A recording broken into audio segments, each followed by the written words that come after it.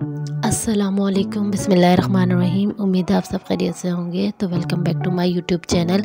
तो आज हम बनाएंगे कढ़ी पकोड़ा, और वो बनाने के लिए हमें जो जो चीज़ें चाहिए सबसे पहले मैं वो बता देती हूँ। तो आ जाएं फिर शुरू करते हैं। सबसे पहले मैंने बेसन लिया है और बेसन को मैंने छान लिया था। आपको दिखाती हूँ। बेसन को मैंने छान के एक बड़े साइज़ के मग के अंदर कर लिया है इस तरीके से। ये मैंने बेसन छान लिया था, इसको मैंने एक बड़े साइज़ के मग के अंदर कर लिया है। और अदरक लहसुन का पेस्ट लिया है मैंने इसके अंदर 2 चमचे।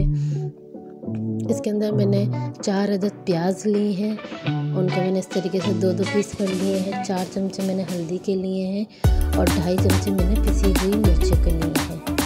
1 पाव मैंने इसके अंदर दही ली है। अब मैं इन तमाम चीज़ों को अच्छे से मिक्स कर लूँगी ग्राइंडर में।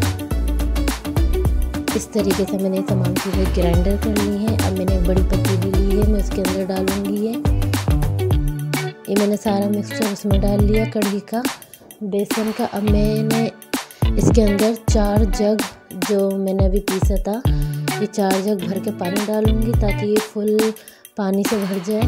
और हम इसको तकरीबन 4 से 5 घंटे के लिए हल्की आंच पर रख देंगे, ताकि जितनी ये हल्की आंच के ऊपर पकेगी इतनी ही मज़ेदार होगी। लेकिन अभी मैं इसके अंदर चमचे चलाती रहूँगी। मैंने इसकी आंच थोड़ी हाई करी हुई है जब तक इसमें उबाल नहीं आएगा। तो जब तक कि हम अपनी एक पोटली बना लेते हैं। मैंने इसमें सौंफ ली थी, 2 चमचे गरम मसाला लिया है, मोटा चमचा लिया है 2 चमचे, 1 चमचे ज़ीरा। और इस तरीके से मैंने इसकी एक पोथी बना ली है। अब मैं इसके अंदर शामिल कर दूँगी। हमारा उबाल भी आने वाला है, तो इसको हम अच्छे से मिक्स कर रहे हैं। और इसमें मुसलसल में लकड़ी का 1 चमचा चला रही हूँ ताकि हमारी कढ़ी जो है वो नीचे लगे नहीं। और जब इसमें हमारा उबाल आ जाएगा तकरीबन, तो हम फिर इसके अंदर नमक शामिल करेंगे। नमक मैं अभी इसमें थोड़ा कम डालूँगी ताकि जब ये पक के कम होगी तब इसका नमक हमें सही अंदाज़ा होगा। आप अपने हिसाब से डालें। अभी मैं फ़िलहाल इसके अंदर मैंने 1 चमचा नमक शामिल करूँगी मैं बस। इसको हमने तेज़ आंच के ऊपर से हम इसको पका रहे हैं, अभी उबाल नहीं आया है।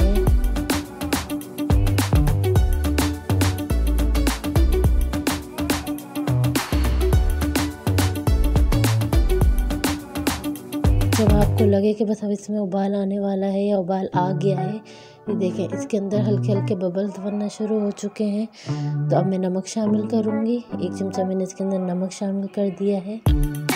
और इसको मैं एक दफ़ा फिर चलाऊँगी। उबाल इसमें तकरीबन आ ही गया है और अब मैं इसको कवर कर दूँगी। मैंने बताया ना 4 से 5 घंटे के लिए, ताकि ये हल्की आंच से पकती रहे। अब हम ऐसा करते हैं, तकरीबन 4 घंटे हो चुके हैं। तो सबसे पहले हम जिसके अंदर फुल्कियाँ डलेंगी वो कर लेते हैं। मैंने इसके अंदर 3 अदद प्याज, 6-7 हरी मिर्चें और 1 हरी धनिया की गड्डी थी, उसको मैंने चॉपर में इस तरीके से चॉप कर लिया है बारीक बारीक।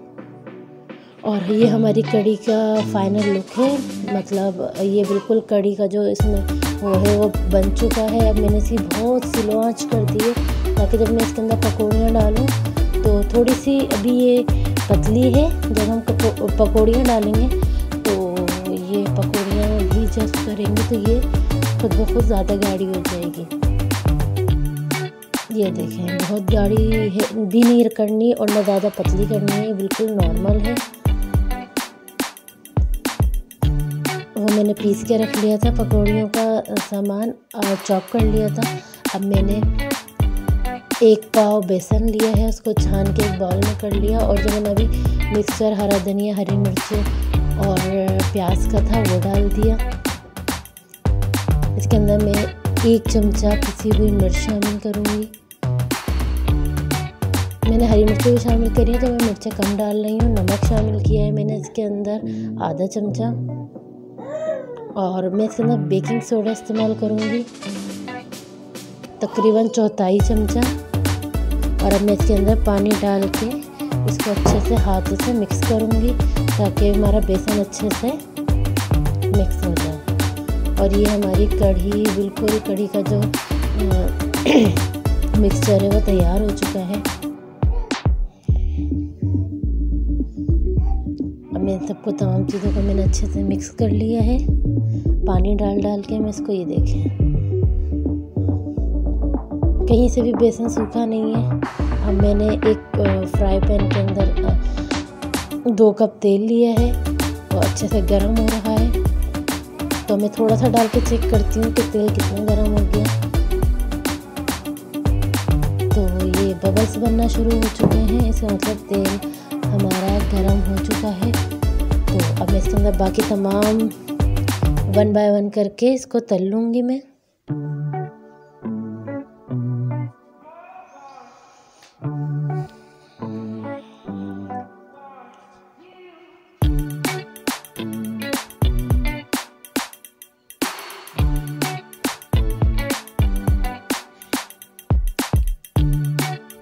जितनी एक चक्कर में आती हैं, एक घान में आती हैं, आप तल लें, फिर दूसरे में कर लें और इसको निकालते जाएं और इसको कढ़ी के अंदर आप साथ साथ डालते जाएं।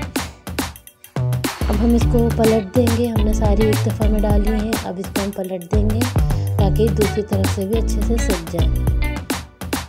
ये देखें, इसको मैंने पलट दिया था।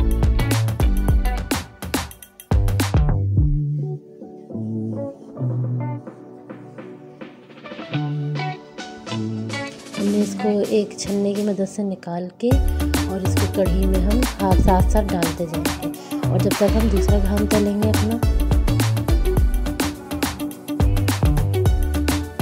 पहला घाम हम डाल चुके हैं, दूसरा भी हमने इसमें डाल दिया है और हमारी तमाम पकौड़ियाँ, फुल्कियाँ जो हैं वो इसमें हमने डाल दी हैं। इसको मैं अच्छे से मिक्स करूँगी ताकि ये सब अंदर चली जाए और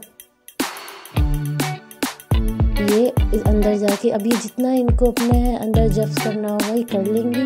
और जो कढ़ी हमारी वो खुद ब खुद अब गाढ़ी हो गई है। मैं इसके अंदर 1 चमचा मैंने पिसा हुआ गरम मसाला शामिल करना है, वो शामिल करूँगी।